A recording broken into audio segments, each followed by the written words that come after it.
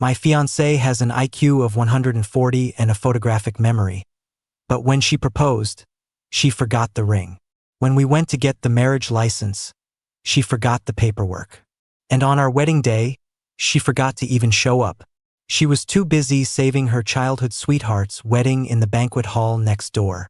When my dad saw it happen, he had a heart attack on the spot. I begged my fiancée to come to his hospital bed and explain. But she, always so distant with me, was busy calling her childhood sweetheart's mother-mom and telling everyone I was just some clingy guy from college. Later, I handled my father's funeral by myself and applied for an overseas transfer at work.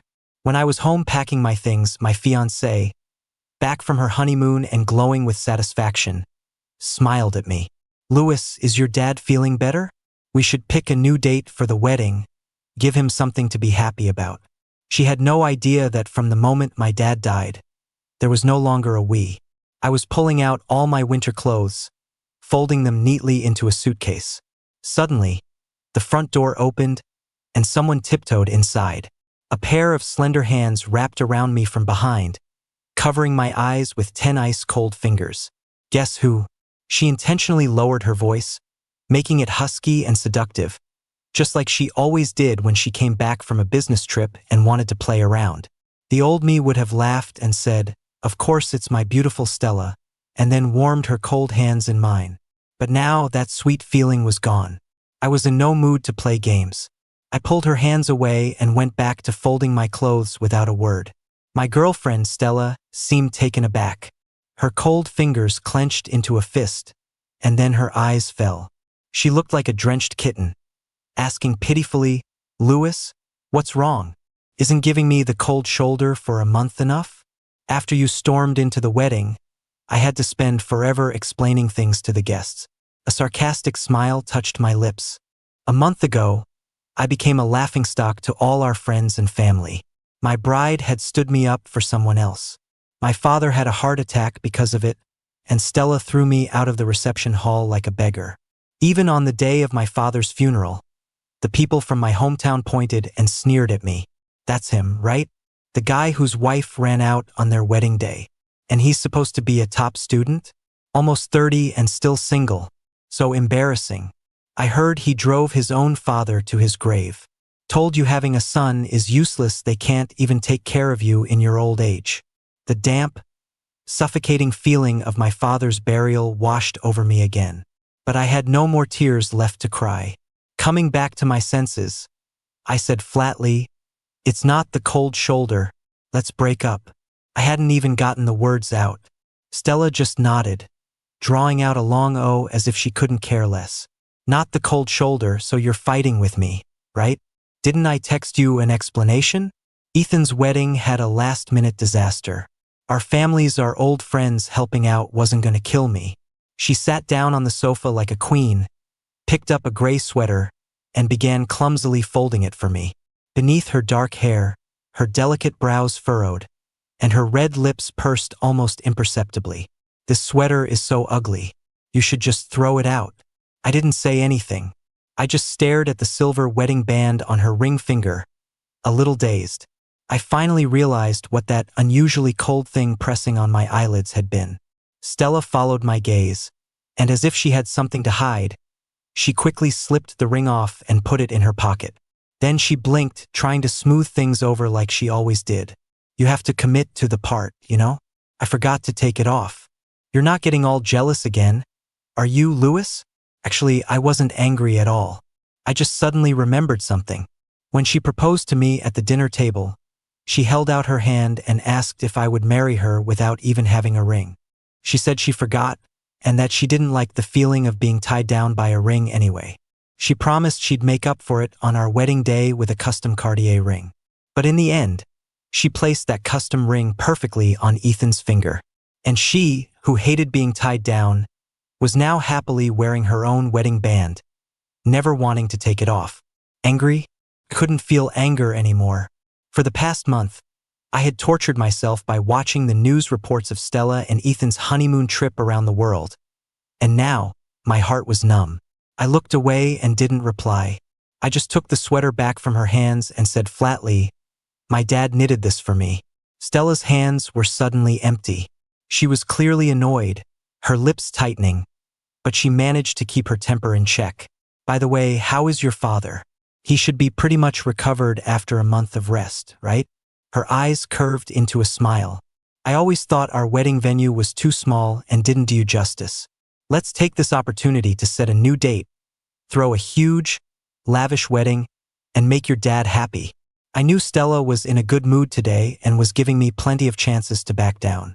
If I didn't take them, she would definitely throw one of her spoiled fits. But she forgot.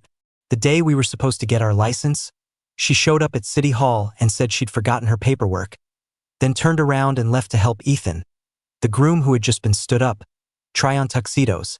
We were never legally married. We didn't need a wedding. Coming back to the present, I just gave a sad smile. There's no need.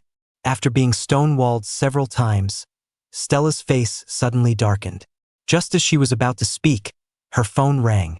When she saw the name Ethan on the screen, her expression softened, and her voice became unbelievably gentle. I just got home. Why are you calling?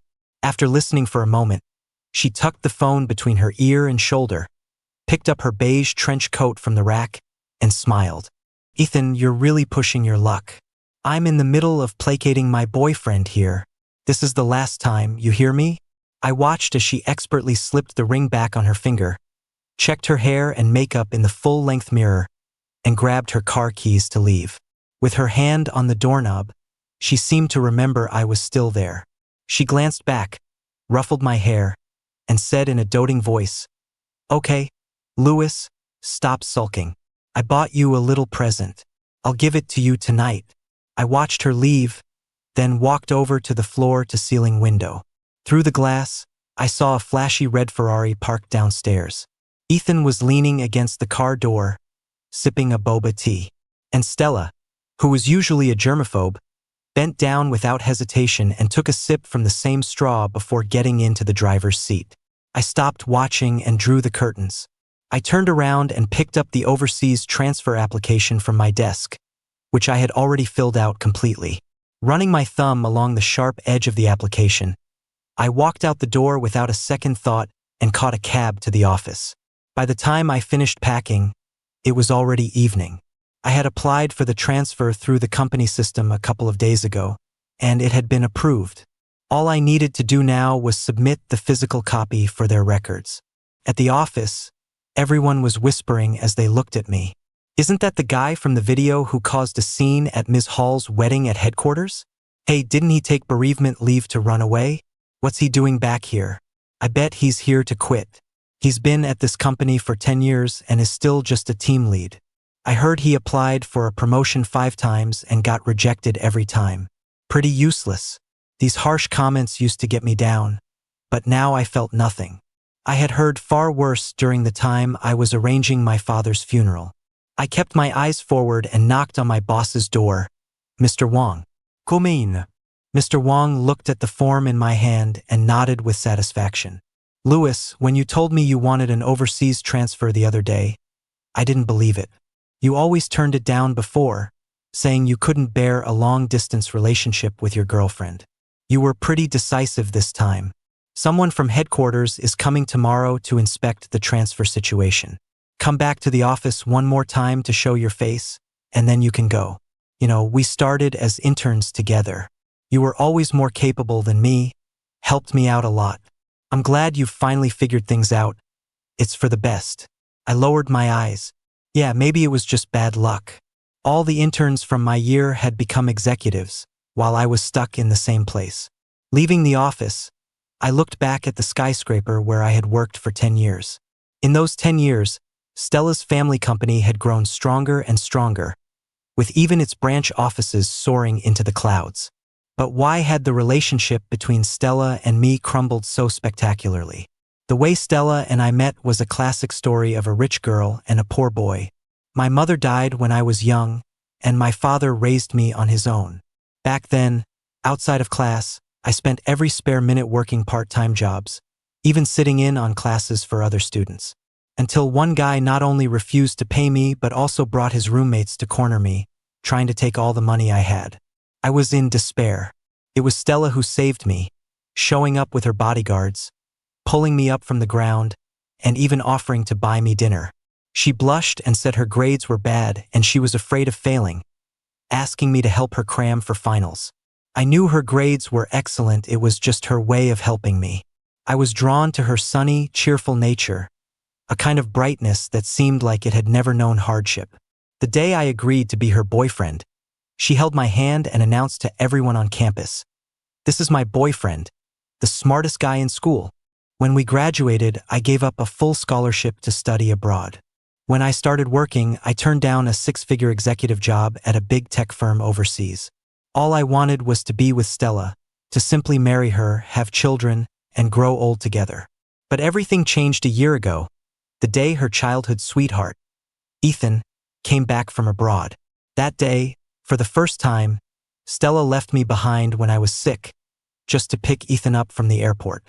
That night, at his welcome party, she got completely drunk, clung to Ethan's hand, refused to go home with me, and asked with red eyes, "Ethan, please don't leave me again, okay?"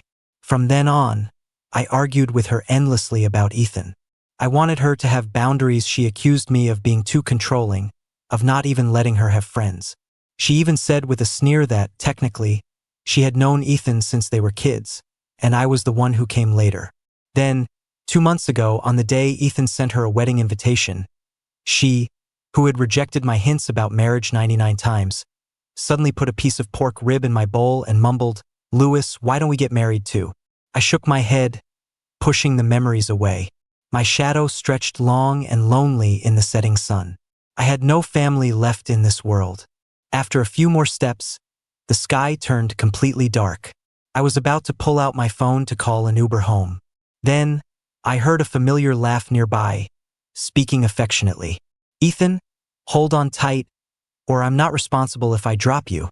I turned my head and saw them at the entrance of a brightly lit bar. Stella was carefully supporting a drunk Ethan, the two of them leaning intimately against each other.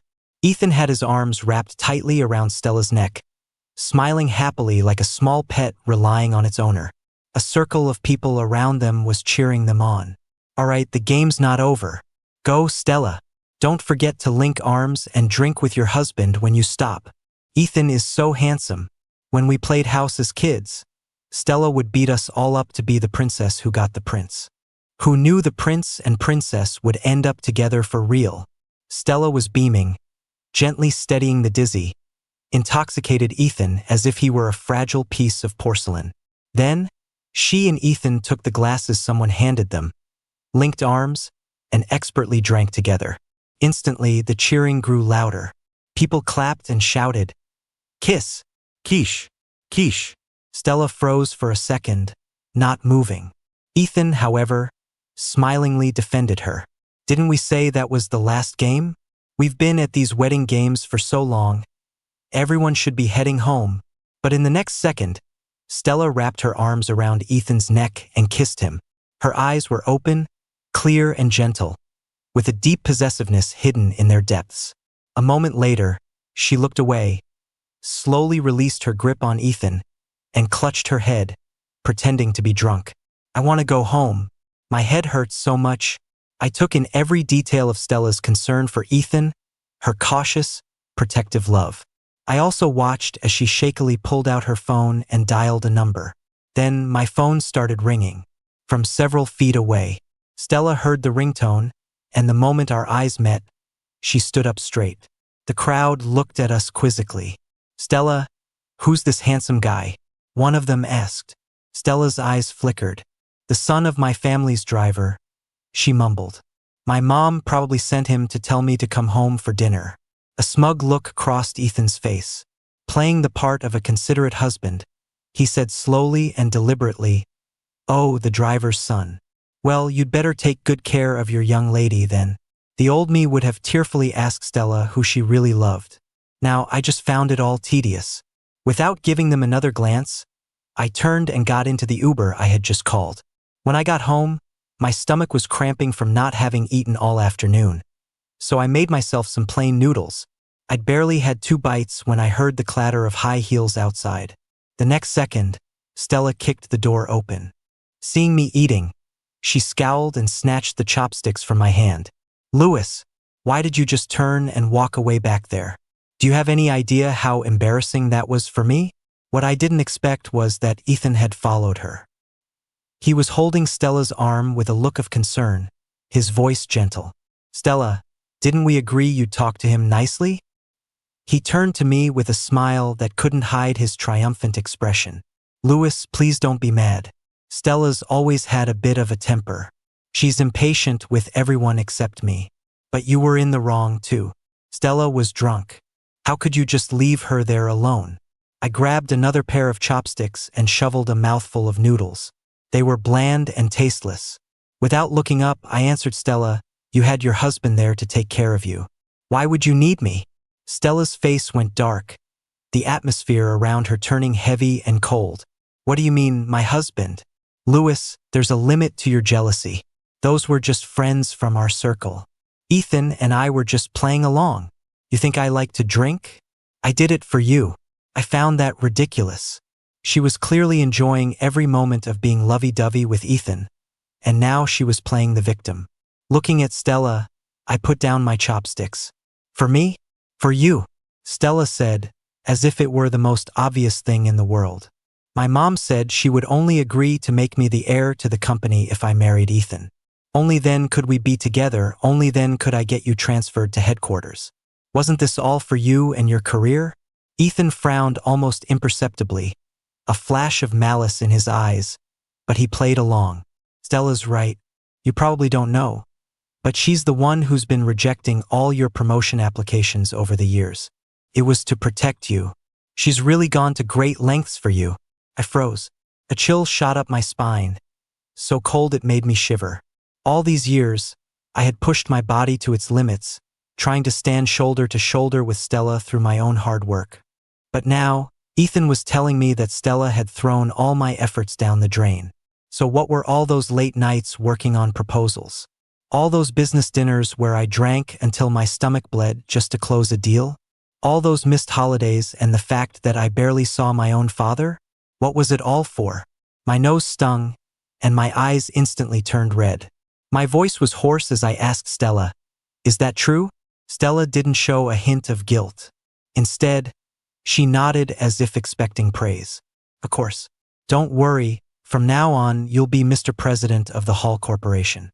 You can have whatever you want. What are a few promotions compared to that?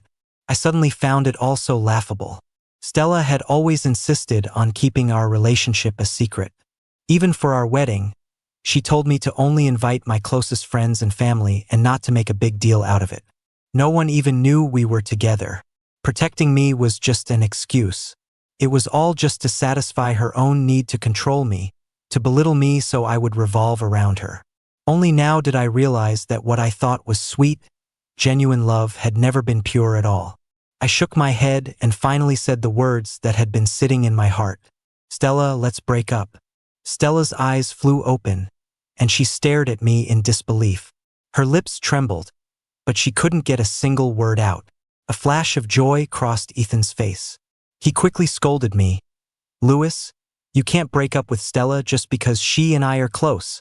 She really loves you. On our honeymoon, the first thing she thought of when she saw something interesting was getting it for you. Even now, he couldn't resist twisting the knife by mentioning the honeymoon. Ethan was truly disgusting. With someone backing her up, Stella regained her composure and her anger flared. Her beautiful face looked like it was carved from ice. Louis, you're really pushing it, aren't you? You think you've got me wrapped around your finger? Breaking up? Do you even have the right to break up with me? For the past 10 years, you've lived off me, eaten my food, and I got you your job. What more do you want? The words tumbled out of her, perfectly rehearsed. So this was how she really felt about me. She saw herself as the one who had given everything. The old me might have argued with her, debated who had truly sacrificed more. But now, looking at her furious face, I suddenly smiled. Thank you. Instantly, Stella's anger seemed to deflate. Thank you for what? She mumbled. My lips remained curved in a smile. Thank you, I said calmly, for letting me know that in your heart, I'm just a pathetic loser who can't survive without you. With that, I took my empty bowl and chopsticks to the kitchen and washed them under the faucet. When I came back out, Stella was still standing there, motionless. Ethan handed her a glass of honey water. "Stella, drink this. It'll help with the alcohol. It was always your favorite." For the first time, Stella seemed distracted, placing the glass on the table without a thought. Her face was flushed. After a long pause, she said softly to me, "That's not what I meant." I ignored her, turned around, and picked up the suitcase I had already packed. Just as I walked out the door, a glass smashed against the doorframe behind me, shattering on impact. Sticky honey water splattered all over me. Then, another box hit the ground. 2 ceramic rings fell out. I stared at the ceramic rings at my feet, confused. Behind me, Stella's voice rose in an anguished cry. "I made those rings for you when I was abroad. I was thinking about you the whole time. Louis, why are you being so difficult? Why are you running away from home?" I had to laugh. What was she thinking? The inside of the rings was engraved with the initials of her name and Ethan's. They were obviously a matching set for them. And she had the nerve to say she made them for me. I didn't hesitate any longer. I grabbed my suitcase and found a hotel to spend the night. I was leaving this city tomorrow anyway. The next morning, I showered and went to the office. I never expected what I'd walk into. The moment I entered, I was met with a chorus of praise. "Wow, Ms. Hall and Mr. Coleman. You two look so perfect together. You're even wearing matching outfits. I ship it so hard. Ms. Hall, Mr. Coleman, I'm a huge fan of you two as a couple. Can I get a picture?" There stood Stella and Ethan, arm in arm in the center of the office, basking in everyone's adoration, while Mr. Wong stood beside them, smiling obsequiously. So they were the people from headquarters. Seeing me, Mr. Wong made the introduction. "Louis, this is our president from headquarters, Ms. Hall, and our vice president, Mr. Coleman. They're here to review the overseas transfer situation." Stella deliberately turned her head away from me, her recently smiling lips now a flat line. "Who's being transferred this time?" she asked coolly. Mr. Wong presented me and 2 others. "These 3, he said with a smile. Instantly, Stella's expression froze, her eyes turning dark. Ethan's eyes flashed with schadenfreude. He immediately jumped in, scolding Mr. Wong with feigned shock. "How do you people do your jobs? Don't you know our company has a strict policy against transferring married employees or those with children? Both the applicant and the approver will be penalized." Mr. Wong looked completely baffled. "But none of them are married," he stammered. Stella's face was grim. She pointed at me and said coldly, "Didn't this man take marriage leave a while ago?" Mr. Wong sighed softly and answered honestly, "He initially requested marriage leave, but it must have been a mistake. He later changed it to bereavement leave. His father passed away." At these words, Stella's face went deathly pale. Her outstretched finger stiffened, and she stared at me in disbelief. As if remembering something, her eyes flickered. "Why didn't you tell me," she asked in a low voice, "that your father had passed away?" I found it laughable.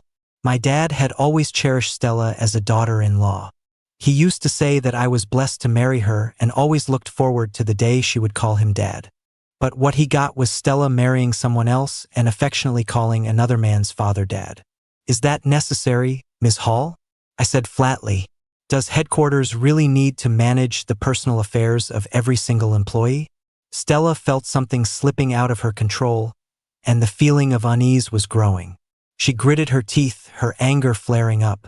"What do you mean, not necessary? I was his daughter-in-law." "Whose daughter-in-law are you?" As everyone stared in shock, the main doors of the office swung open. A middle-aged woman walked in, the fine lines around her eyes radiating a sharp, natural authority. It was Stella's mother, the true power at Hall Corporation, the chairwoman. Everyone snapped to attention. "Good morning, Chairwoman Hall," they chorused. The chairwoman nodded, then turned her head and smiled at Ethan. "Ethan, I sent you 2 lovebirds to make an appearance at the branch offices. What's all the commotion?" Remembering what Stella had just said, everyone in the room held their breath, not daring to make a sound. Ethan's face turned shades of red and white. He forced a smile, his eyes welling with tears. One of Stella's best friends is Lewis's wife.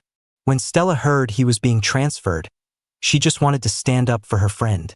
Under the chairwoman's sharp gaze, Stella bit her lip and remained silent, her fists clenched at her sides. The chairwoman's eyes narrowed. Someone dared to violate company policy? She said sternly. I'd like to see who was so bold. I stepped forward. Chairwoman Hall, I said calmly, it's a misunderstanding. I'm not married. My ex-girlfriend and I broke up amicably some time ago. The chairwoman raised an eyebrow, looking me up and down. Then she turned to Stella. I've seen Louis Chen's file. The young man is indeed single. Are you mistaken? He has a flight to catch for his transfer today. Don't hold him up. A flight to catch? Stella's pupils contracted violently. Turning to see my calm expression, her heart skipped a beat. A look of panic crossed her face. Forgetting her usual composed demeanor at the office, she cried out, Mom, it wasn't my friend. It was me. I'm Lewis's wife. How could I be mistaken? We got our license on November 3rd. He must be lying. I was there with him. Everyone in the room swallowed hard, not expecting to witness this kind of high society drama. Stella relaxed a little, thinking this would be enough to block my transfer. But the crease in her mother's brow deepened. Her gaze shifted between me and Stella before she made her judgment. What nonsense are you talking about? Even if he is your ex-boyfriend, your official documents have been locked in my safe this whole time. What could you have possibly used to get a marriage license? Stella, who always had such a sharp photographic memory, seemed to have genuinely forgotten that we had never gotten a license. How is that possible? She demanded. Mom, don't lie to me. The chairwoman's expression grew stern, her tone impatient. I told you to call me Chairwoman Hall at the office. Such disrespect. I've spoiled you rotten. Your documents have always been locked in my safe, and you have never once asked me for them. Piece by piece, her mother helped her reconstruct that day. And as I recall, you went with Ethan to pick out a wedding dress that day. When would you have had time to get a marriage license? I think you've just been too tired lately. You're starting to hallucinate. Stop getting in the way of Lewis's future. Her words were harsh, carrying the weight of a threat, warning Stella not to bother me anymore. And the reminder was clearly effective. Stella looked as if she had been struck dumb. She finally remembered. She hadn't gotten the license with me that day because the moment she'd agreed to my proposal, she had started to regret it. So she had deliberately dragged her feet on the way to City Hall, pretended to have forgotten her documents, and then said to me with a guilty look, I'm so sorry, Louis. Can we get the license after the wedding? There aren't any auspicious days left anytime soon. Right at that moment, she had received a call from Ethan, asking her to help him try on a bridal gown for his fiancée, and she had fled as if escaping. Remembering everything, she turned to stare at my impassive face, her lips trembling, unable to say a word. I addressed the chairwoman. I don't know Ms. Hall. I believe she mistook me for my ex-girlfriend last time, which caused a small incident at her wedding. So I suppose she's just playing a joke on me now. The chairwoman nodded, looking at me with satisfaction. Louis, don't worry about the transfer. I have high hopes for you. I nodded and turned to leave. Stella instinctively reached out to stop me. Louis, but her mother stopped her, her face serious. Shouldn't you and Ethan be continuing your tour? I have to present the company's recent performance results at headquarters today. Ethan finally moved. His venomous gaze shifted from me to Stella, and he grabbed her right hand, lacing his fingers through hers. Stella struggled for a moment, her eyes fixed on me. But after a second, she relented and turned to walk away with Ethan. I no longer cared about any of this drama. All I wanted was to escape this city. I went downstairs and took a cab to the airport. On the way, I watched the familiar scenery fly by and silently said goodbye. I never expected to get a call from Stella while I was checking in at the airport. I frowned, not wanting to answer, but out of habit, my finger swiped to accept the call. Hello? What is it? I asked, resigned. The sound on the other end was noisy, like a howling wind. Stella's words came out in a rush. Louis, don't go yet. Wait for me. I'm almost at the airport. Then she hung up. I stood there, still holding the phone to my ear, a strange look on my face. The airport? What was Stella doing coming to the airport? She was so afraid of her mother, there was no way she would come after me. I wasn't so self-absorbed as to think she couldn't let go of our past, that she would be willing to give up the power and status she had worked her whole life for. But to my utter shock, Stella actually did show up, panting and out of breath. She bent down and grabbed the handle of my suitcase, looking up at me like an abandoned kitten, pleading pitifully. Louis, don't go. I don't want the president's position anymore. I want to marry you. I'll go steal the documents right now and we can get our license. Okay? I knew that even though Stella was 30, she had been so sheltered by her family that she was still like a child. She believed that if she just put on a sad face and apologized, the whole world should forgive her. I used to appreciate her immaturity, hoping she would stay carefree forever. But now, I was completely and utterly disappointed. She hadn't chased me down out of love, but out of fear of losing her obedient little toy. But the world doesn't revolve around her. It was time for her to grow up. Looking at Stella, my gaze was utterly calm. Go home, Stella. Stop joking. You've worked hard for 10 years to get that inheritance. Now that it's within your grasp, you can't just throw it away. The adrenaline that had propelled Stella to come find me began to fade. Her grip on the suitcase handle tightened. She bit her lip, looking stubborn. Louis, please don't take the transfer. If you stay in this city, I'll do whatever you want. Do you remember why I told you our company doesn't allow overseas assignments?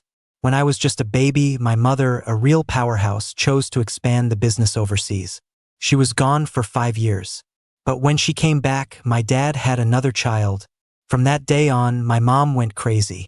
She became paranoid and suspicious, unable to accept such a betrayal. The reason I resisted marrying you is because I was afraid. I was afraid that the day you stopped loving me, I would become just like her. Her words were surprisingly honest and direct.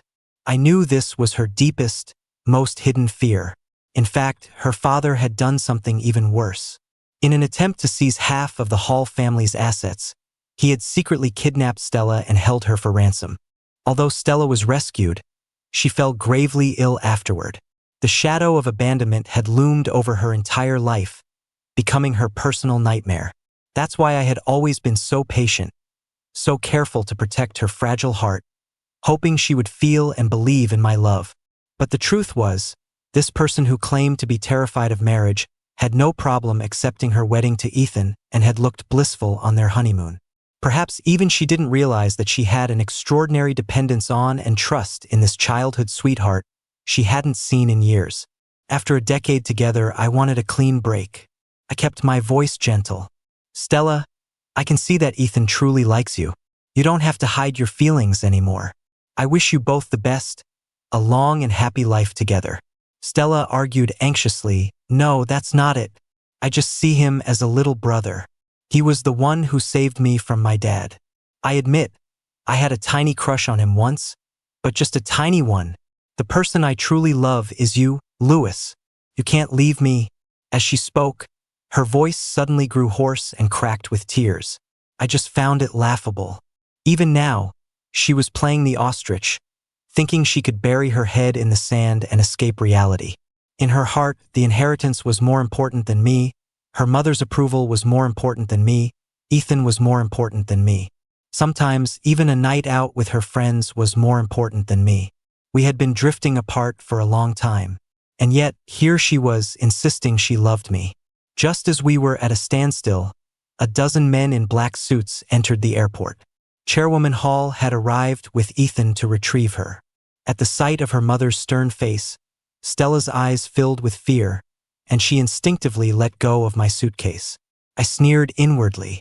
This was the Stella I knew, a child who would never grow up. Before her mother could even speak, Stella swallowed hard and automatically took a few steps away from me. She kept looking back over her shoulder, then said with sudden determination, Louis, I'll wait for you. The transfer is only for 3 years. I'll wait for you at home. I found it all so ironic. I didn't even bother to look at her. Who needed her to wait? And she still hadn't noticed that I had already moved everything of mine out of the house. There was no trace of me left. My home had disappeared the day my father died. I turned, boarded the plane, and didn't look back. After landing, I had dinner with the colleague who came to pick me up. His name was Ben, and he had been transferred here a year before me. We had met a few times at the company. The moment he saw me, he clapped me on the shoulder. "Louis, you finally made it. Our boss here is always telling me to poach you. I knew you didn't want to leave the country, so I never bothered you. If I'd known you were coming, I would have called you for sure." A small smile touched my lips. In fact, this overseas firm had subtly asked me many times if I wanted to join them, even deepening their partnership with our company and increasing the number of transfer spots just in the hopes I would come over. But I was blinded by love at the time and turned them all down. Thinking back on it now, I was such a fool. As we were eating at a restaurant, my phone, which was on the table, wouldn't stop vibrating. It was Stella. I frowned slightly. A call from Stella could never be good news. But Ben looked shocked. "Is that Ms. Hall from our parent company? Does she need something from you?" "Louis, you should probably take that." Reluctantly, I answered. On the other end, Stella's usually calm voice was trembling violently. "Louis, where did all your things go? You said you would be with me forever. Why did you break your promise?"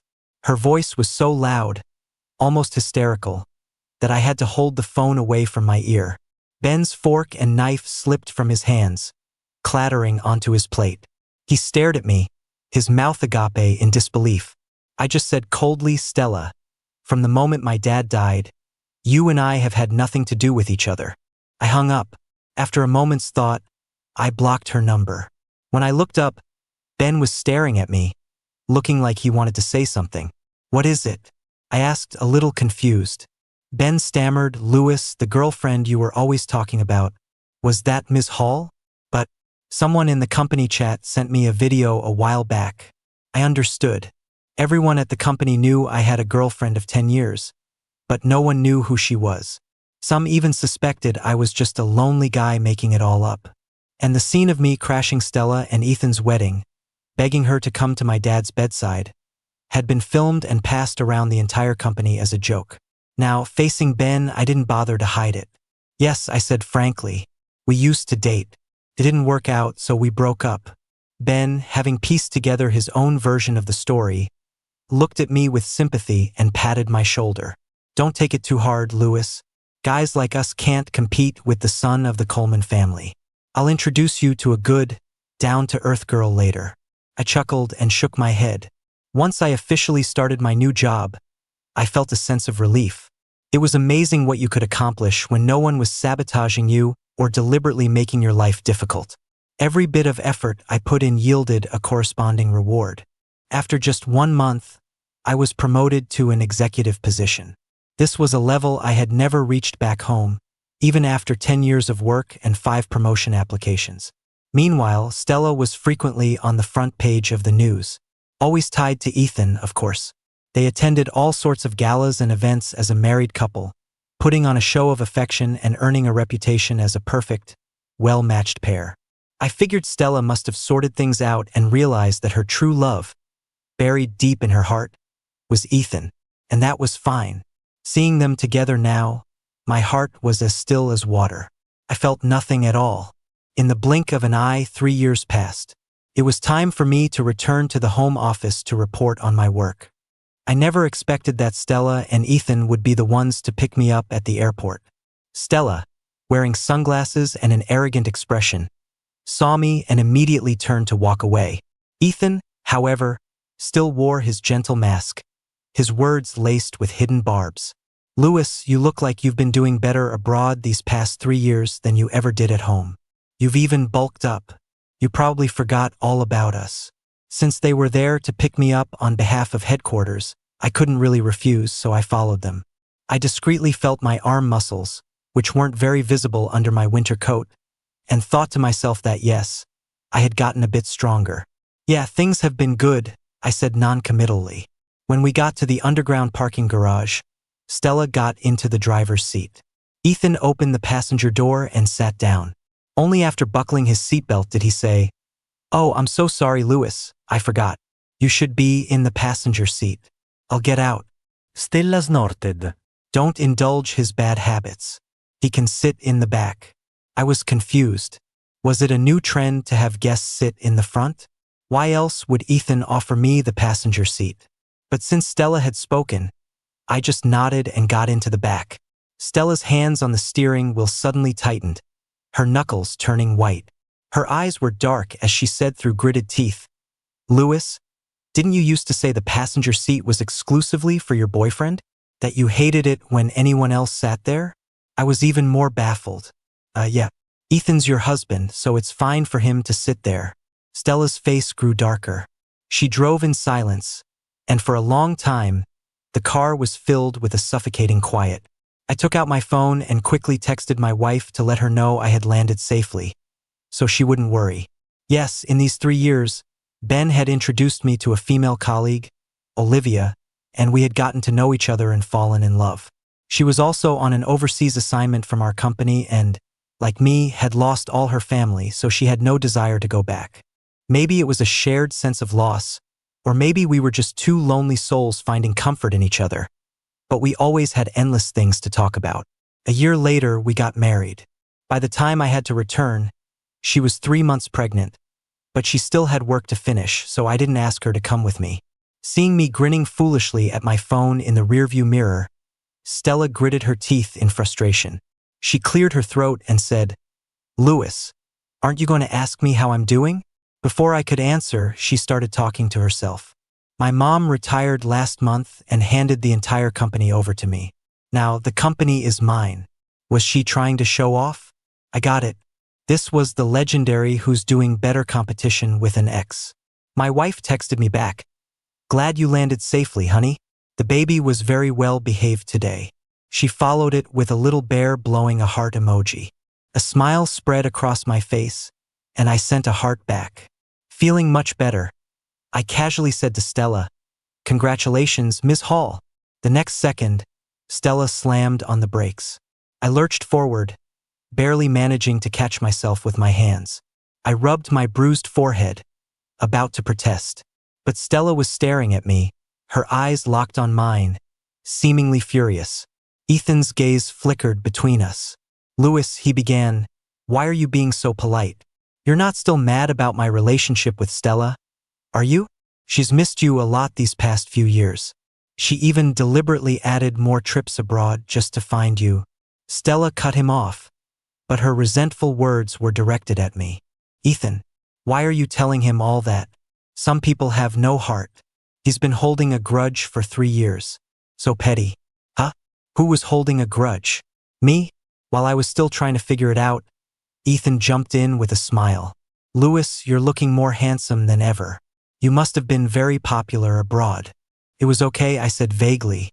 "I'm married now." Beep.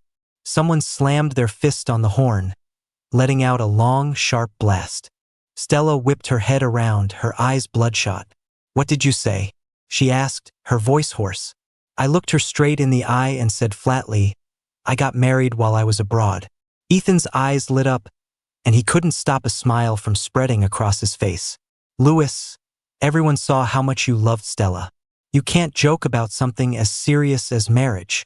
But Stella seemed thoughtful, a strange smile playing on her lips. "Louis, I never knew you learned how to lie after 3 years away. Well, now that you're back, don't leave again. All the promises I made to you can finally come true." I didn't know what to say.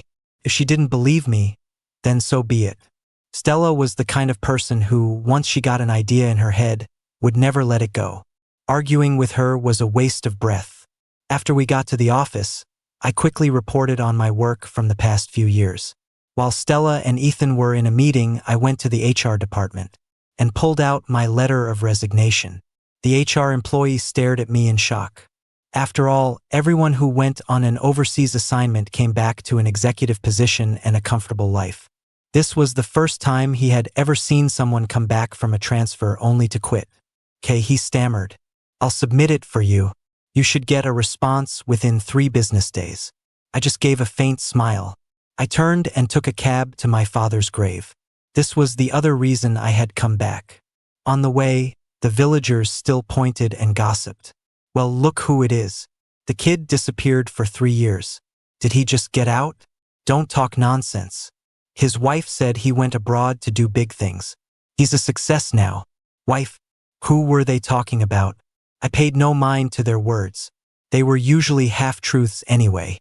At my father's grave, I was surprised to find the headstone remarkably clean, as if someone polished it regularly. Not thinking much of it, I knelt, placed a bouquet of flowers, lit 3 sticks of incense, and bowed several times. When I stood up, I touched my father's headstone and murmured, "Dad, your son hasn't been to see you in 3 years. Did you miss me? I came to tell you that you have a daughter-in-law now, and you're about to have a grandchild. I know you never liked leaving home, but my career is in another country, so it might be a long time before I can see you again. But don't worry, I'll come back whenever I get the chance." A gentle breeze suddenly blew past.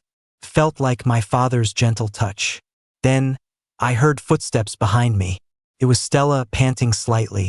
When she saw me, she slowed her pace. She smiled, as if very proud of herself. "Louis, I knew you'd be here." She expertly took out a handkerchief and wiped the dust off my father's headstone. I was a little stunned. "You've been taking care of my dad's grave all these years?" Stella lowered her eyes, her long, thick lashes hiding her expression. "I heard what happened to your father from the villagers," she said softly. "I'm sorry. I also know you were hurt, and it's only natural that you were so sad you wanted to run away from me. I hadn't chosen the transfer to run away from her, no matter what she imagined." "Thank you," I said honestly, "but I didn't take the transfer because of you. I did it for myself, for my youth, for all my hard work." Stella suddenly pulled me into a hug, her arms wrapped tightly around me. "Why are you still being so stubborn?" She mumbled into my chest. "Don't worry, I'm in charge of the company now, and Ethan and I are about to go through with the marriage falling apart part of the script. The moment we're divorced, I'll get my license with you and we'll go public." I think Stella's brain might work differently from other people's. We hadn't had any contact in 3 years. How did she jump to the conclusion that we would go public? How could she possibly think we were still in a relationship? I pushed her away, afraid her grip was strong enough to hurt me. But Stella was completely oblivious to how bizarre she was being. Before I could say anything, she was pulling me away. "Louis, I've thrown a celebratory party for you at the branch office. You're coming back with me right now." On the way, Stella talked nonstop, leaving no room for me to get a word in. When we got back to the office, I saw that the lobby had been decorated with streamers and a banner celebrating my return. Ethan, however, did not look happy, his face tense. The moment he saw Stella, he breathed a sigh of relief and squeezed through the crowd with a smile. "Stella, you're finally here. Everyone's been waiting for you." The same employees who had once looked down on me and made my life difficult were now either avoiding my gaze or acting as if nothing had ever happened, showering me with praise. "Mr. Chun, I always knew you were a talented man. And now look at you. Mr. Chun, do you remember me? I used to be on your team. Even back then, I knew our team lead was destined for great things." Stella smiled, clearly very pleased with herself. Until the HR employee walked up to her with a conflicted look on his face and handed her a piece of paper. She looked annoyed. "We're celebrating right now.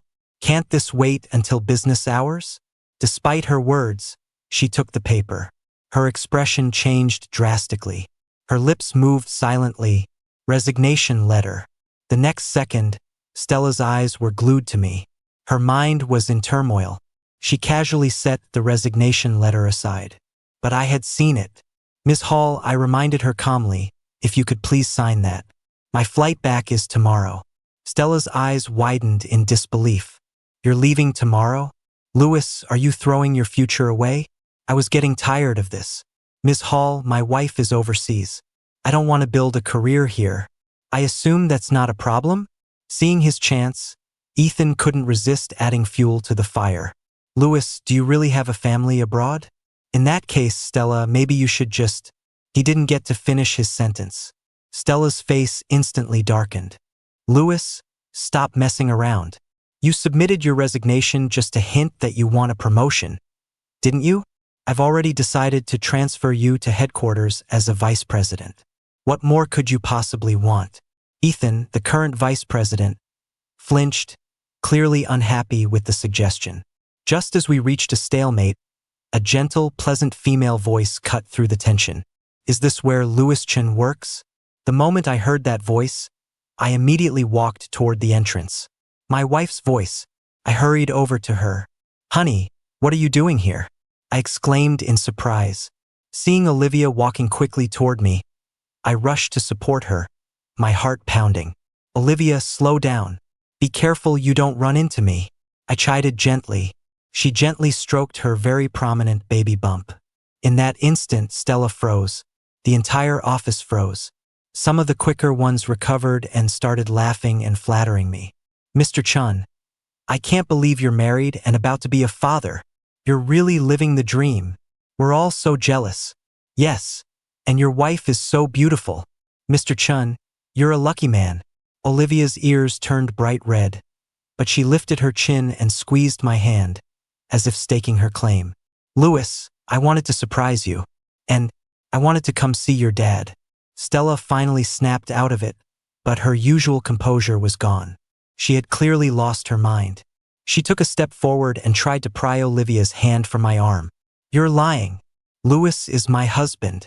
You're just an actress he hired to make me angry, aren't you? Fearing what this madwoman might do, I instinctively raised my hand to block her. My hand accidentally swung back and struck her across the face. A sharp, clear slap.